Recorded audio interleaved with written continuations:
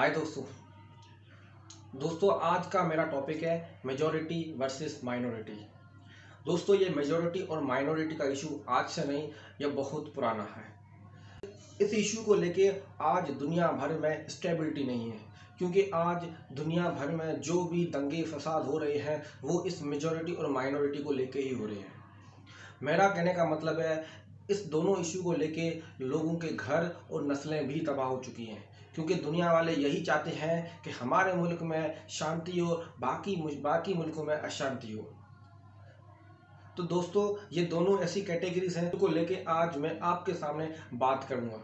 दोस्तों ये दो ऐसी कैटेगरी हैं जिनको अगर देखा जाए तो इनकी स्टोरी बहुत पुरानी है।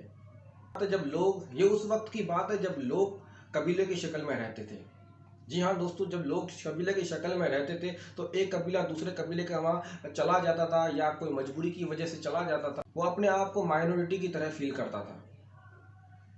और जब मेजॉरिटी वाला जो कबीला होता था वो अपने आप को मेजॉरिटी की तरह फील करता था। वो समझता था कि ये सारे हकूक मेरे ही है। माइनॉरिटी वाला समझता था कि मेरे कोई हकूक नहीं है। जो आजकल हर मुल्क के अंदर यही मसले चल रहे होते हैं। वो किसी की आबादी ज़्यादा होती है वो कहते हैं हम मेजॉरिटी वाले, किसी की आबादी कम होती है वो कहते हैं हम माइनॉरिटी वाले।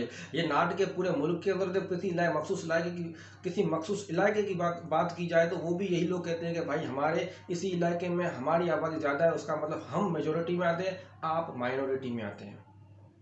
दोस्तों ये ऐसा भेदभाव जो पुराने ज़माने से चला आ रहा है, और इसी भेदभाव की वजह से डिफरेंट कल्चर्स बने, डिफरेंट रिलीजन्स बने, और इन रिलीजन को देके आज दुनिया भर में जो दंगे फसादे हो रही है उसका कोई तोड़ और मोड़ नहीं है। क्यों दुनिया वाले इस चीज़ को लेके खामोश हैं?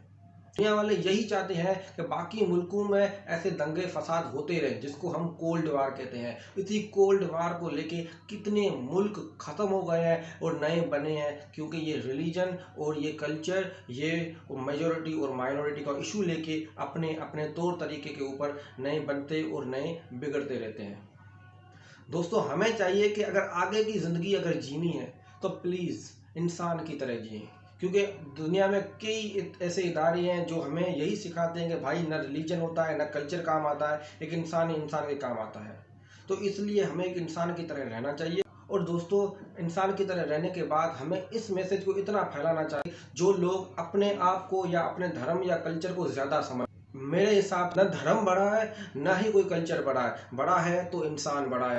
जब तक इंसान है तब तक वो रिलीजन और ये कल्चर वो सारे बनते और टूटते रहेंगे। जब इंसान ही नहीं रहेगा तो ये रिलीजन किस काम का और ये कल्चर किस काम का।